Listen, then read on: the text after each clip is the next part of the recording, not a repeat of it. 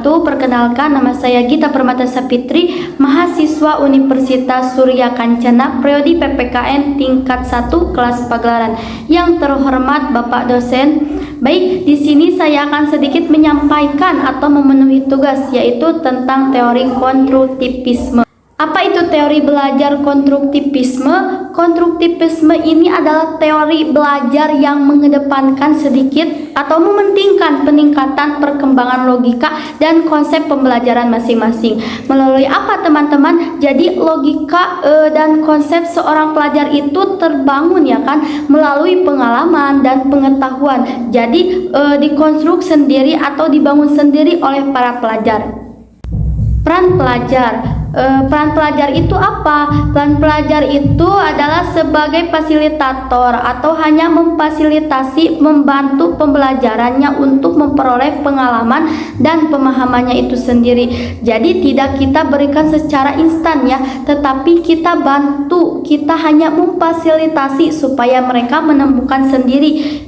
Adalah konstruktivisme seperti kita lihat kata dasarnya konstruk, atau konstruk itu membangun. Dalam langkah-langkah teori belajar konstruktivisme terdapat 4 tahap yang harus kita pelajari sebagai pendidik. Lakukan bila ingin menerapkan teori belajar konstruktivisme, yaitu tahap pertama yaitu guru harus bisa memancing peserta didik tentang suatu pokok bahasan atau konsep, misalkan dengan memberikan sejumlah pertanyaan yang bersifat clickbait di kehidupan sehari-hari. Lalu guru bisa melalui membangun komunikasi 2 arah agar mereka bersedia memberikan gambaran umumnya. Caranya dengan kita mendekati murid tersebut, karena kita bisa melalui pendekatan kepada murid akan lebih mudah memberikan sejumlah pertanyaan dan pendapat mereka agar mereka bisa berpikir aktif. Tahap kedua, pada tahap ini guru meminta peserta didik untuk mencari solusi atau penyelidikan konsep yang telah dipaparkan di tahap pertama. Kegiatan tersebut bisa diisi dengan membaca buku, mencari referensi dari berbagai sumber, atau mengorganisasi ilmu-ilmu yang relevan. Dengan demikian, mereka bisa memenuhi rasa ingin tahunya secara mandiri.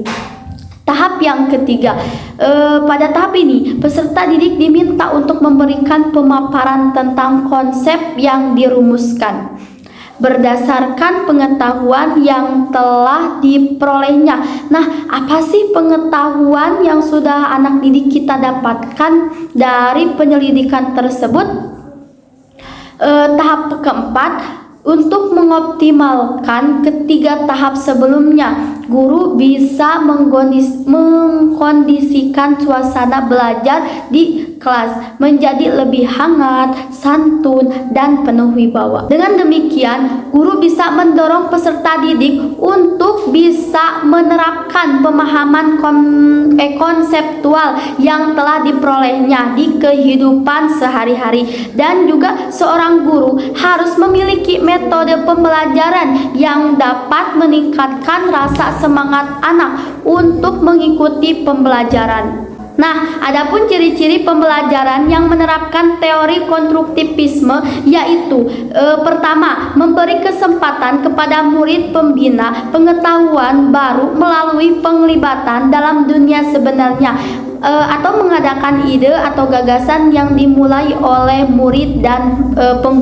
menggunakannya sebagai panduan merancang pengajaran. Kita sebagai pendidik harus memberi kesempatan untuk murid kita berpendapat atau mengemukakan pendapat mereka, karena kita bisa terus-menerus memberikan materi tanpa meminta pendapat mereka. Kedua, menyokong pembelajaran secara kooperatif. Yang ketiga, menampilkan sikap dan pembawaan murid. Yang keempat, menampilkan bagaimana murid belajar suatu ide. Yang kelima, mengadakan dan menerima daya usaha murid. Yang keenam, mengadakan murid bertanya dan berdialog dengan murid dan guru. Jadi intinya murid dan guru harus ada dialog atau pertanyaan-pertanyaan, guru memberi pertanyaan kepada murid, murid juga bertanya kepada guru. Yang ketujuh, menganggap pembelajaran sebagai suatu proses yang sama penting dengan hasil pembelajaran. Yang kedelapan, mengadakan proses inquiry murid melalui kajian dan eksperimen. Karakteristik konstruktivisme menurut Driffelball. Yang pertama, mahasiswa tidak dipandang sebagai suatu yang pasif, melainkan memiliki tujuan. Jadi tidak hanya kita kasih suapan. Jadi kalau kata bahasa tidak disuapin terus, tetapi mahasiswa atau pelajar ini adalah orang yang mempunyai tujuan tertentu, maka kita harus aktif berdiskusi. Yang kedua, belajar mempertimbangkan seoptimal mungkin proses keterlibatan mahasiswa. Jadi orang yang mau belajar dengan konstruktif harus terlibat dengan optimal atau maksimal dalam proses pembelajaran. Yang ketiga, pengetahuan bukan sesuatu yang datang dari luar, melainkan dikonstruksi secara personal. Jadi tidak dikasih, tetapi masing-masing personal mengalami atau melakukan. Kemudian dia bisa berkonstruksi pengetahuannya. Jadi bisa dari pengalamannya atau bisa dari informasi apapun dari luar, tetapi dia kemudian mengkonstruksi pengetahuannya itu sendiri sehingga berkembang. Keempat, pembelajaran bukanlah transmisi pengetahuan. Yang kelima, kurikulum bukanlah sekedar dipelajari, melainkan seperangkat pembelajaran materi dan sumber. Jadi betul-betul didesain sedemikian rupa sehingga sesuai dengan target atau tujuan dari pembelajaran supaya tercapai.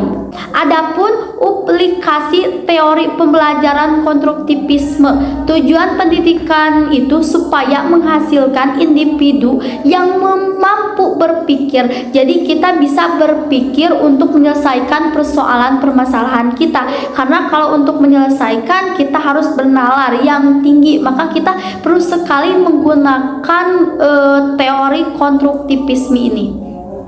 Kemudian kurikulum dirancang sedemikian rupa sehingga terjadi situasi yang memungkinkan pengetahuan dan keterampilan dapat dikonstruksi atau dibangun pada siswa. Jadi kita membuat kurikulum sesuai dengan teori konstruktivisme. Kemudian mahasiswa diharapkan selalu aktif dan dapat menemukan cara belajar yang sesuai bagi dirinya. Nah, ini kalau teman-teman harus tahu bagaimana gaya belajar, seperti apa gaya belajarnya. Nah, itu perlu dikaji lagi untuk seorang pendidik. Kemudian dosen berfungsi sebagai mediator, fasilitator, sekaligus teman yang membuat situasi yang kondusif untuk terjadinya konstruksi pengetahuan pada diri sendiri. Nah, jadi peran kita sebagai pengajar, kita itu ada di situ, fasilitas, mediator, teman curhat. Selanjutnya, latihan memecahkan masalah seringkali dilakukan melalui pelajar kelompok dengan menganalisis masalah dalam kehidupan sehari-hari. Mungkin itu saja yang dapat saya sampaikan. Mohon maaf bila ada kesalahan. Wassalamualaikum warahmatullahi wabarakatuh.